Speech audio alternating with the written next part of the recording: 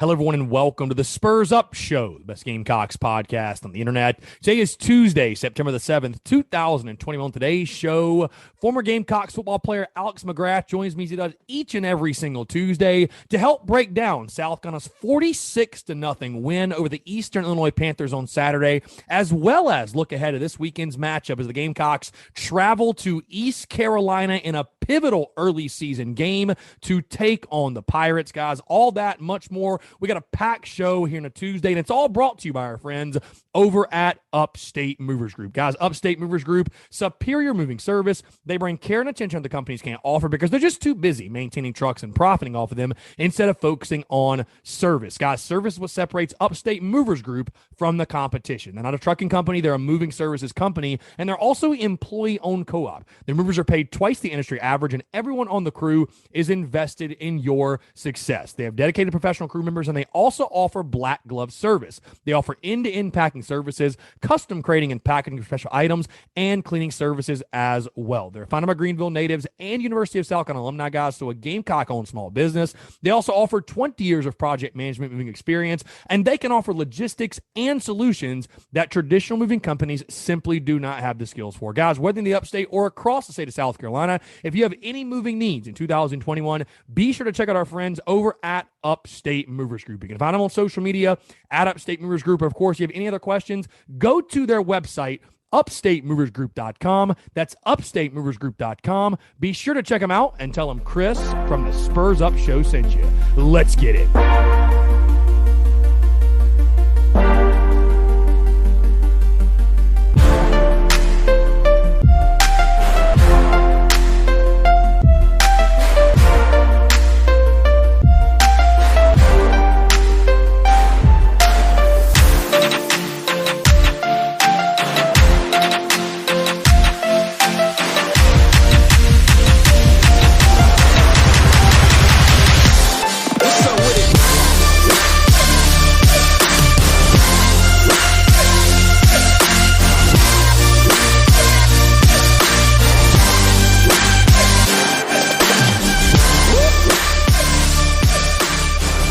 Joining us here on the Spurs Up Show as he does each and every single Tuesday, former Gamecocks football player Alex McGrath. Alex going to help us break down the Gamecocks' 46-0 win over EIU over the weekend as the Shane Beamer era begins in style. First things first, Alex, appreciate you taking the time, my friend. How's everything going? How was your weekend? As we talk here on this Labor Day, you and I both were joking off air.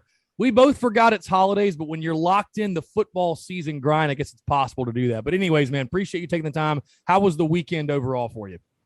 Oh, it's been a good weekend, man. It's so nice to have football back in our lives with full stadiums. And, as far as, weekends are concerned, anytime you get a long weekend and you've got, a 2-year-old and a 3-year-old, really kind of messes up a lot of the plans you would normally try to do in those instances. But, other than that, it was awesome just getting to sit on the couch for a little while and watch full stadiums.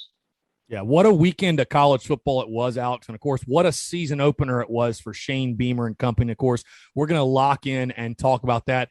I would say you look at the final score, you look at the result, 46-0. I think you and I would both agree the game went sort of as we expected. I want to start with this, though, before we dive offensively, defensively, special team, all the things you saw from Saturday night. I feel like something that's not being talked about quite as much as it should be, and I want to give credit where credit is due, is Shane Beamer and his coaching staff having this football team ready to play and ready to execute and ready to play their best game. Because, of course, I talked last week, all the emotions flying, the emotions swirling. His debut is not only South Carolina's head coach, but his debut as a head coach in general. Obviously, the fan base, the passion, the momentum, all the energy they brought, which it was phenomenal in Columbia Saturday, and, of course, Saturday night in Willie B. But just talk about overall as a whole, the team's performance and what you thought from Shane Beamer. Like I said, one of my big things going in the game was controlling the emotions and executing, because you knew, this was a mismatch. You knew you were playing a putrid FCS team. And I really thought Shane Beamer, for the most part, really as a whole, I thought Marcus Satterfield, Clayton White, I thought the game plan was very good. And I thought as a whole, they really had the football team ready to play on Saturday night, and that showed in the final result. Oh, for sure. Especially on defense, anytime you're dealing with I hesitate to call it a lesser opponent, but a lesser Right. opponent, so to speak. Hmm. You want to see like a bruising kind of dominating defensive performance, and really that's what we got out of the defense. We can dive into the offensive side of the ball now if you'd like to, but there were some things that were a little bit of red flaggy on that end, and then of course Beamer ball got off to I think a better start than I could have ever actually imagined. Yeah, with 2 block punts, fake field goal, all that fun stuff. Well, or not fake field goal, fake extra point. Yeah, the 2-point conversion. We'll start defensively because I know everyone's expecting us, and we're going to spend a lot of time talking quarterback, receiver, everything going on with the offense, and certainly looking ahead to how that's going to shake out. But defensively, like you mentioned, I mean, you can't do much better, if better at all, than pitching a shutout in your first game. And the Gamecocks defense was dominant. Just talk about what you saw from them. Again, I think the big thing that stands out, the defensive line. Again, I'm not sure you really learned anything new or you're able to draw conclusions, but that defensive line's got some real talent up front. When you look at guys like J.J. Anigbare, Jordan Strawn, Jordan Strawn, Jordan Birch as well, Zach Pickens, those guys really showing out. And then again, I think you saw some promise in the secondary, but after game one, I still think it's way too early to tell just how good the secondary will be or how much of a work in progress they might be. But overall, takeaways defensively, what were the top things that stood out for you from that game? I mean, number one, that they pitched a shutout is huge from a confidence psyche standpoint, to know that you can go out there and do those things. I mean, it was huge to watch Jordan Birch get that pick six, which, watching that, I know we're loaded at tight end, but I mean, one more couldn't hurt. I was just dude, he was scooting, he was moving. Yeah, that was impressive to say the least. And that we had another pick six called back. So I mean, you kind of take those things into account. You saw exactly what you wanted to see from what we hope will transform into a overall talented defense, not just on the front. You saw the things that you wanted to see. You saw confidence in the secondary. You saw confidence at the second level with linebackers, and the defensive line did exactly what they thought we were going to do. Now, offensively, Alex, again, that's where everybody wants to start. And Zeb Noland, I thought he did a fantastic job commanding this offense, doing exactly what Shane Beamer and Marcus Satterfield asked him to do. And again, I think you saw why he was anointed the starter for game one. Looked like the veteran presence, the calming voice, if you will. And what I loved, Alex, by the way, on a side note, that this football game there was never a stressful moment in this game for me, at least. There was never a moment where this game ever felt in doubt. And of course, Sal kind of takes the ball initially on the opening kickoff. And I think a large reason for that is Zeb Noland. I mean, the guy was in command, in control all night. Did he do anything crazy, anything flashy? Maybe not, but he didn't put the football in harm's way. He commanded the offense. He operated the offense exactly how as Satterfield and Beamer wanted him to do so. Just talk about initially your biggest takeaways from Zeb Nolan and just how you think he performed on Saturday night. I mean, if you take everything into context, this kid's playing spring ball at North Dakota State. Leaves North Dakota State, gets a GA job, studying film for coaches, doing cut-ups all summer. And then the first week of camp, they're like, hey, do you want to play? So not going through any conditioning whatsoever for, I'm going to go on a limb and guess 4 months to step in and throw 4 touchdown passes. Essentially, I mean, not completely off the street, but more or less just off the street. It's got shades of late career Jets Vinny Testaverde to it. And, it was impressive.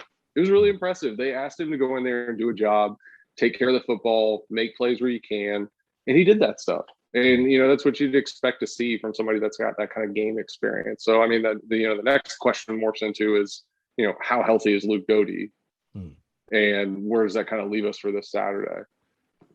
And I want to get to that more, Alex, in just a second. Before we do, continuing to talk offense, though, again, like you said, there were a lot of positives that came from Saturday night's game. Of course, when you win 46-0, it's not hard to have a long list of positives. But I do agree with something you said earlier that I think, again, did we learn anything new? No. And I would say this, Alex, most of the things that I thought about this football team, or the things that we predicted and projected, I was more so reaffirmed of those things. And For example, the wide receiver position being a question mark and being a deficiency at least early on, I think that was reconfirmed, unfortunately. I think Josh Vann, the big plus is I think maybe he showed you some flashes early in game of being that guy, the 4-star prospect or former 4-star prospect. He showed flashes of possibly being that guy, and maybe he'll be the go-to option for you. But I think, Alex, again, it's no secret as a whole that, putting it nicely, the Gamecocks wide receiver position is going to be a work in progress. I didn't see anyone on Saturday. And again, the scary thing for me, Alex, is if you can't go out there and do it against Eastern Illinois, then who are you going to go do it against? You know what I mean? Because fans look at it and say, well, look at this guy, the 40 he runs, and he's this tall and he can jump this high. But what matters is what you do under the lights. And if you're out there dropping passes and you're running the wrong routes and you're not making plays against EIU, how can a coaching staff trust you to say, okay, well, we believe you'll go do it against Georgia or Kentucky or Mizzou or Auburn or any of those teams? So your overall thoughts, I guess, just on the offense. And again, I think you'd probably agree with me. The receivers are definitely the question mark, and this is going to be an offense that's just going to have to lean on the run game this season. I mean, I agree with you. I'm going to reserve judgment on a lot of that because, I mean, I think, correct me if I'm wrong, I think the only deep ball we threw the whole game was on that first possession, correct? Yep. Most everything I would say is around, I mean, the longest you saw was like 20 yards. I mean, it really wasn't a stretch the field type of play, I feel like. So, yeah. Mm-hmm. Yeah, so I mean that's so not getting any examples of that is why I'm gonna hold back, because I thought Josh Vann actually looked pretty good for as limited from a passing set as they were going with. I mean he caught everything that came his way. He made some moves getting upfield. So I mean I think he looked pretty good. Nick Muse continued to look good, or I thought he played pretty well. Jaheim Bell. Unfortunately, got that touchdown called back, but that guy's obviously somebody we need to get the ball in their hands more. Dak had a couple of, of course, direct snaps that, didn't really go anywhere, and we will cross the running game bridge here in a minute. But it seemed very, very limited on what they were willing to put out there, and of course, how much of that has to do with, again, you basically got, the 2021 version of Vinny Testaverde back there taking snaps for you, who was a graduate assistant before we started this venture. So I'm just going to let's see Luke in there for one game, and then we can go, okay, we're in a whole world of hurt here. But until you get that full look with the full complement of everything on offense, I don't disagree with you. I don't think it's going to be a strength of the offense going forward, but I think it could be better than what we saw on Saturday, if that makes any sense. Mm-hmm. No, for sure. You mentioned the run game, Alex. I want to jump to that because, again, it was very interesting on Saturday from the perspective of, you look at the statistics, 254 yards rushing. I mean, anytime you rush for that kind of number, you say to yourself, you had a really successful night. I know that the performance of the run game and specifically the offensive line left fans clamoring for more. It didn't feel like that dominant performance that I feel like I was expecting, in the sense of I really thought South Carolina was going to just go out there and impose their will. Am I being too harsh and critical of the O-line? Did they play better than I'm giving credit for, or just what overall you saw in that facet of the game? I don't think you are being overly critical, because to me, watching it, especially in the first half, it looks a little bit like they were getting pushed around by that Eastern Illinois defensive line. And couple that with the fact, the zone read plays that, well, I say they're zone read, I don't know that for sure, but the zone read look-alike plays that we were running, the middle seemed to be clogged and everybody kept trying to bounce it outside where there was seemingly no help there in the first half. And, I actually texted a buddy during the game just saying it just seems not right here. It seems like, we're kind of confused on where this ball needs to go, because again, it's like you run to the middle with it, that's clogged, and then you bounce outside and there's no help out there. So I don't know if those are plays that are, not designed to go to the outside, or if it was just that poor of a blocking effort from the front five. But no, I share that concern with Gamecock Nation, just looking at it and saying, this FCS team kind of came in here and pushed around a lot of guys that have a truckload of SEC starts under their belt. So certainly that was a little bit of a red flag in what was otherwise pretty spectacular night. I was going to say the positives in the run game, Alex, obviously is Zaquandre White. I mean, what he did, Marshawn Lloyd gets his first snaps. Juju McDowell was out there. Your overall thoughts on those backs, man, because it sounds like certainly Kevin Harris is going to be 100% for this weekend, and we'll talk about that more in just a second. But, I mean, it truly is just an embarrassment of riches, at the running back position for South Carolina. It really is. No, the running backs are definitely, position A from a strength standpoint on the entire team, and they played like that Saturday night. So that was awesome to see. Just like, especially thinking, because that's a position that, gets hammered week in and week out. And to know you've got 1, 2, 3 guys standing back there that can perform at a, all about the same high level. I mean, that's huge. Now, Alex, before we move off of the season opening win against EIU, and Gamecocks getting the 46-0 win, anything that stood out to you that maybe I didn't touch on? You mentioned special teams, of course, and Beamer ball and getting the 2 block punts and the 2-point conversion. Huge. And I you can't bank on that's going to happen every single game, but I think you and I talked last week. We both agree. I mean, what it looked like to me is South Carolina is going to have one of, if not the best, most well-coached special teams unit in all of college football, with Shane Beamer and Pete Limbo leading the way. But again, you win 46-0. There's a lot of positives. I've cautioned fans. I'm sure you would as well. There's going to be new tests because EIU is the worst team you play all season. You really can't draw hard conclusions from that game. But I think you accomplished all of the goals, Alex, that you set out for week 1. You got the Shane Beamer era started on a positive note. You won, obviously, and your team has something to feel good about. A lot of guys played and played really well. And again, you're going to need that confidence as you go on the road in week 2. But anything else that maybe we didn't touch on that you would say, were some big takeaways or just things that stood out to you from that season opening win?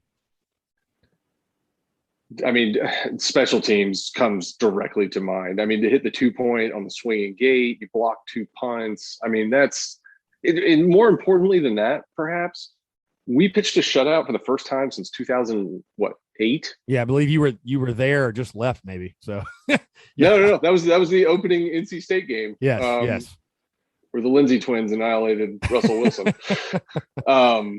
But no, I mean, I think that's the biggest thing is like it look, you were never in any danger of blowing this game, but what it really serves a purpose to do is get, a lot of those inexperienced guys live game action and to build that confidence. So next week, when you go on the road to ECU and you face a much stiffer test, you got game experience behind you that says, hey, I can do this because I did it back here. And to pitch a shutout, to have that kind of success on special teams, to get, somebody like Jordan Birch, like that kind of confidence boost on a pick 6, to know like those running backs that are going to sit behind Kevin Harris or at least rotate in with him, they know they can play that way against other competition. And so like the confidence that's going to come with that, I think is my biggest takeaway, is that you did everything that you were supposed to do against an inferior opponent. And now you move on to the next one. And hopefully that confidence continues to build and build and build until you get to the meat of the SEC schedule. We also covered, for those of you that are interested in that. For those that are, yes, the 42.5, the Gamecocks did cover that massive 6 touchdown spread. Alex, look, before we start talking ECU in this week, this is sort of a random off the wall question, but I want to ask you this. How beneficial do you think it is for this football team that week 2 is against East Carolina and not Georgia? Massive. Right. Absolutely. I think it's very helpful that there's a gradual rise in level of competition you're playing against versus, EIU and Georgia could not be more of polar opposites. No. Yeah. No. I mean, I'm sure we'll get into this too, but I mean, to hold Clemson to 2 rushing yards. We've had a good time with that. We've had a very good time with those statistics and numbers and everything. Trust me. But all that being said, hated rival, what have you, that's a pretty impressive defensive statistic to throw up against what has otherwise been a spectacular offense for a decade. For sure. Well, again, we're looking at this ECU game, and the question right now that is on top of Gamecock fans' minds, and Shane Beamer has sort of addressed it already, is the quarterback position. Who's going to be QB1 on Saturday? Shane Beamer saying Sunday night in his teleconference that they will not make an announcement until the morning of or the day of the game, if you will, which I think is a smart move. I mean, as fans, we selfishly all want to know and be in the know, but why, if you're Shane Beamer, would you reveal anything that you don't have to? But it sounds like Shane Beamer did confirm Luke Doty. He's back to 100%. Kevin Harris is back to 100%. You should be a full good to go, knock on wood, for Saturday's game at East Carolina. The quarterback position, Zeb Noland, Luke Doty. I'll ask you this. Did you see anything from Zeb Nolan Saturday that would make you feel like he should be this team's starting quarterback moving forward? And how would you handle that? How do you think South Carolina should handle that? I know the easy answer, and I've said this too, is, hey, trust in Shane Beamer. They're going to play the guy that gives you the best chance to win. But when you look at this football team, who do you think they should roll with and will roll with, Luke Doty or Zeb Nolan? I think it should 100% be Luke Doty. Mostly, I mean, unless he is hurt in some way, and there is an outside chance that he could do something to that foot against East Carolina that's going to sideline him, I would not put him out there.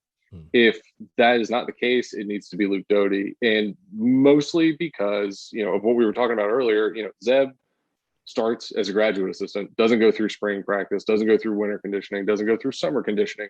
You're going to play a noon game in, the hinterlands of North Carolina, and it's going to be 90, 93 degrees there. Like, that's a tough ask for somebody that hasn't been conditioned to play, like, in those, at least conditioned at all, to get yourself to that point to where you're not going to run out of gas 3 series into the game. So, to me, unless you are like putting Luke in a weird spot where this thing's not fully healed yet and we could damage it further, I would go with Luke. And I agree with you, Alex. And I made this point on the Monday show. I just think at some point, Alex, you're going to have to be dynamic on offense to win a football game.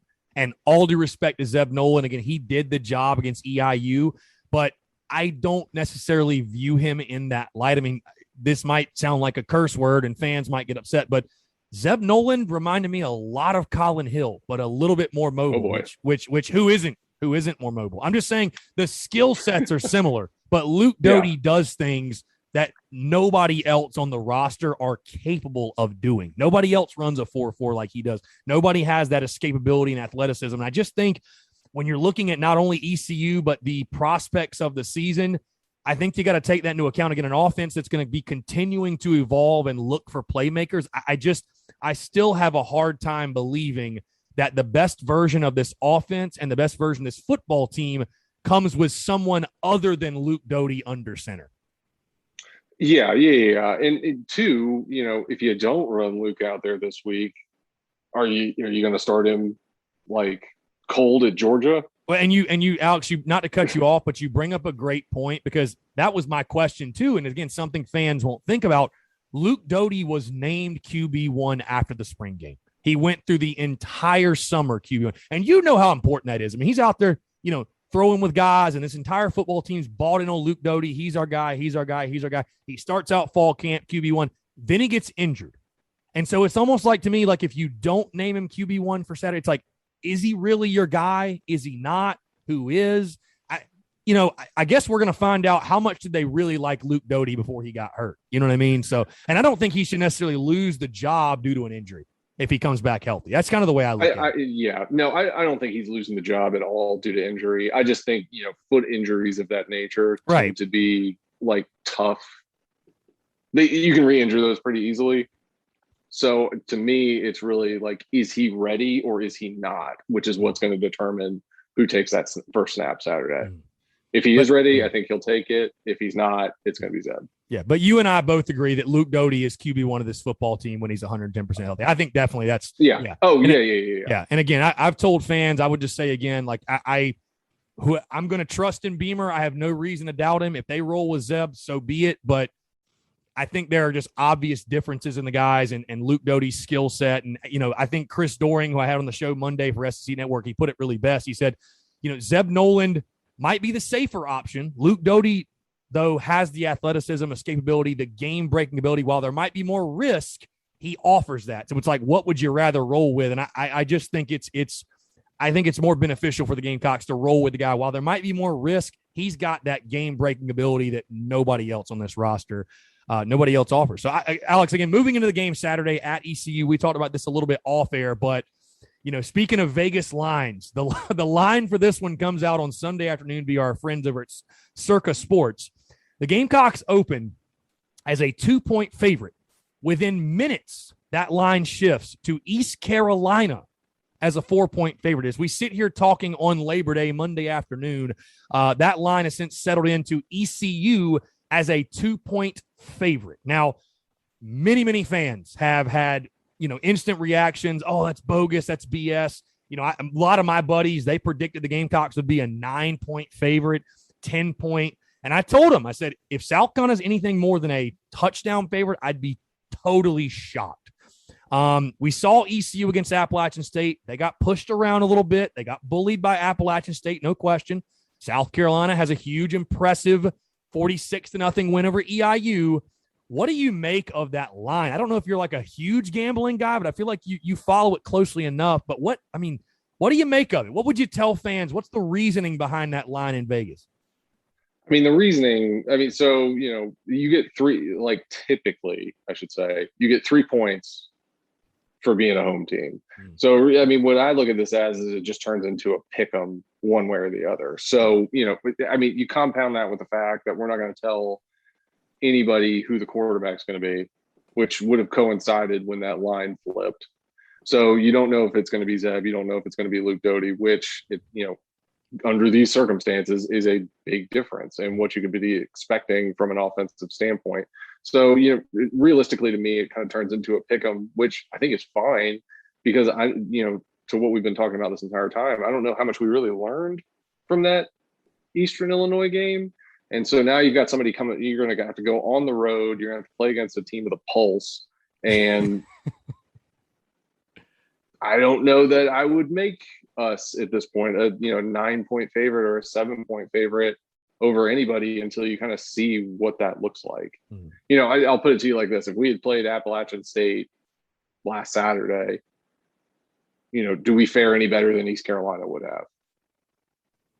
And that's a tough thing for fans to hear. That's a very tough thing for fans to hear right now. That's fine, but it's realistic. Right. No, I'm just saying, I agree with you. I would tell you this, and I talked about this on social media yesterday, but I think there are many factors, and the reason that, and I'm surprised ECU is a favorite. I thought South going to be a small favorite. I never thought, though, ECU would be the favorite. But, yeah, I think factoring in one big major question mark at the quarterback position, offensive line struggles against Eastern Illinois, which ECU is not great, but they're a lot better than EIU. I can guarantee you that. Still having questions in the secondary defensively. ECU, I do think, has athletes that, believe it or not, I think they've got athletes, Alex, that can beat you or at least give you problems on the defensive side. Being on the road, most certainly. That's a huge thing. I think you mix that all together, and I think that's where your spread comes out. Again, am I surprised ECU is a favorite? Yes, but I'm not surprised at all, like you were saying, that the game is a pick 'em or, is a 3-point spread on either side. It's really what I expected it at. And, I've tried to tell fans all preseason this is going to be a very, very tough game for South Carolina. And, maybe the Gamecocks will surprise us all and win by 21 plus, but until proven otherwise, I think fans can pretty much lock in and expect this to be a one-score type of football game either way.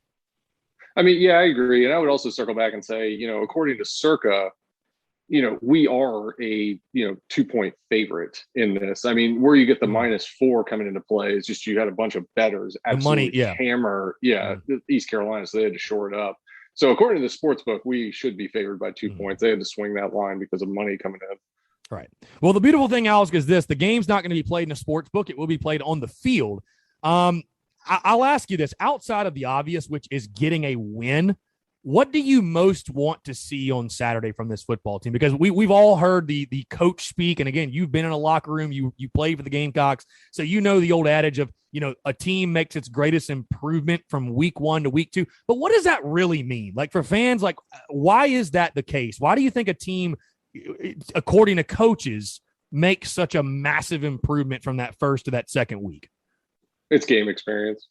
It's being out there under the lights and not doing it on a practice field or in front of a limited audience in a stadium at like an open scrimmage. It's like going through the procedure and getting those butterflies out that first time on the field. I mean, you're still going to have that feeling going out there at East Carolina, but like the rest of the pomp and circumstance that goes with it is, okay, we've done this before. We've done this before. We've done this before. And that's where you get that big jump. It's the, going out there and doing it against another team after only practicing against yourselves for 30 days. So you get that confidence build up, and that's where you can really make the leap. A lot of times too, I would tell you when you play somebody like Eastern Illinois, you're not running out there with the full deck, right? So you're running out there with a pretty limited scope of this is what we're going to run. We don't have to do any more than this. And then you get to week 2 and everything opens up because now typically in week 2, you're playing again, somebody with a pulse. So, you're going to have to do some work on the offensive end and get more creative on how you're going to pick up first downs, what kind of touchdown plays you want to run. Like, are you going to start gambling for it on fourth down? So you open up that playbook more, and that's where you can kind of let some of those other facets shine through. But, kind of answer your question, the two things that I would be looking for more than anything else, we know what the defensive line can do. We know what the running backs are capable of. We know what our tight ends are capable of. So what more than anything, what I'd like to see this week is, secondary and wide receiver development. Like if we can get those guys open, get them catches, getting them running up field. And on the secondary side, if you can play man-to-man defense and shut some of these things down, again, it's just that confidence that's going to continue to build until you get to Georgia. Now, Alex, I don't know if it's fair to call the second game ever of the Shane Beamer era a must win. I think that might be a little harsh, right? But it is a very important game. I mean, in regards to the prospects of this season, getting to a bowl game. I mean, again, Alex, I've been saying for months, and I'm sure people got tired of hearing me saying it. And I was like, you may scoff, but I think it's the most important game of the season because, you have to take advantage of the front half of your schedule. If you're going to get to 6 or more wins, you got to take advantage of the front half of the schedule. You got to beat a team like an ECU. You can lose to Kentucky. You can lose to Mizzou. You can lose to Tennessee. You can lose some of these other swing games. But you cannot mess around and you cannot lose to East Carolina. And I want to say this too, because I'm not going to ask you to make a prediction or anything, and we'll lock ours in later in the week. But I think you and I both agree. South Carolina is a more talented football team than East Carolina. South Carolina should beat East Carolina. I don't care what Vegas says or any prognosticators or analysts. South Carolina should beat East Carolina in football. Home, away, neutral site does not matter. But when you view this game, again, we're both on the outside, but when you view this game, how important is it really? I mean, how do you view it, the scope of this one? How do you view this game in regards to the landscape of the 2021 season? I mean, I 100% agree with you. It's a must win. And I hate saying that, but I would phrase it even as this. Maybe it's not a must win, but it's a can't lose. I think that's the best way to put it. Really. I mean, yeah, no, I agree with that. I think, and again, being on the outside looking in, like we don't know what goals like internally that team captains, that coaches have put forward in front of these players. To me, like this is big because, again, you're playing a much better opponent. So you got a chance to go out there and like sharpen a lot of the things that we saw last week. And we saw a lot of stuff last week that needs to be cleaned up that you can't do again against an East Carolina. Like we can't have 2 touchdowns called back against East Carolina and hope to walk out of there with a win. So, to me, it's really just more like, let's continue to get better on the offensive front and the secondary and with the wide receivers and play well enough to win. And I think they can do that. They can 100% do that. I think, it just turns into a must win for me because of who you've got next week. And so it's that, like, from a mental standpoint, you blow one, or not even necessarily blow one, because we're gonna have a much better idea of who and what this team is, around 4:00 on Saturday versus like what we've got right now. But getting those answers with a win is gigantic going into Georgia. You can ask looking at it from those terms, like that's why it's a must win to me, is because you want to be able to, like, and again, I hate to keep going back to the confidence and mentality standpoint, but that's really what this is going to turn into, because you've had so much turmoil from Muschamp getting fired to transfer portal guys. You bring in, Shane into the mix, you get super hot on the recruiting trail middle of the summer, but like those guys aren't here yet. And so you've got to like build that rapport, that confidence, that strong mentality with the guys that are in the building. And especially like, you against like East Carolina, to continue to get better at those weaker positions before you start taking on the Georgias, Kentuckys, Missouris, Tennessees of the world. Like having that in your back pocket, again, just knowing that you can compete with Eastern Illinois, then you can go on the road and compete with East Carolina. Now anything's possible. And so having that mentality walking into those situations is gigantic. Yeah. I wasn't sure if you said it or somebody else say it, but I would agree with you, and this sounds like stating the obvious, but, going into Georgia 2-0 is much better than going in there 1-1, because if you go in there 2-0, these are 18 to 22-year-old kids. They don't know they're not supposed to win. So nope. If you're 2-0, you have confidence, you have momentum. It's wild how having a lack of self-awareness can truly help you in a situation like that. So I do agree with you. And like you mentioned, you'll ask any coach, ask any player, it's much more fun when you can learn lessons and have correctable mistakes in a victory versus in a loss. It makes it much easier to stomach, for sure. Last thing else before I get you out of here, and I want to pose a fun question to you. I'm going to pose both sides, though. One takeaway from Saturday night's 46-0 win that makes you feel the Gamecocks will be better than projected, and one takeaway from Saturday night that makes you feel they might not be quite as good as we hoped or projected. Oh, definitely. First half running game would be what I would point to immediately. And the one I'm like positive about is, I think, the D-line played perhaps better than I thought they were going to.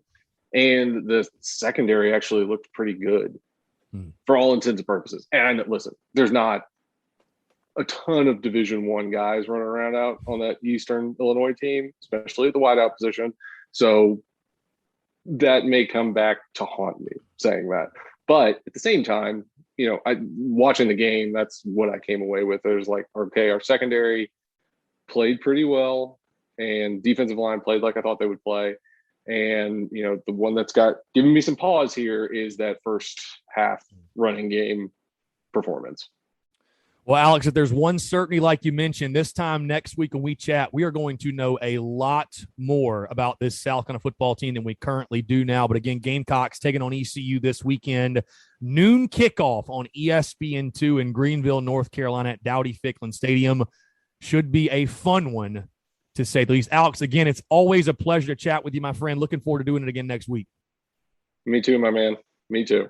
He's Alex McGrath. I'm Chris Phillips. We appreciate you guys tuning in, and we'll catch you next time on another episode of the Spurs Up Show.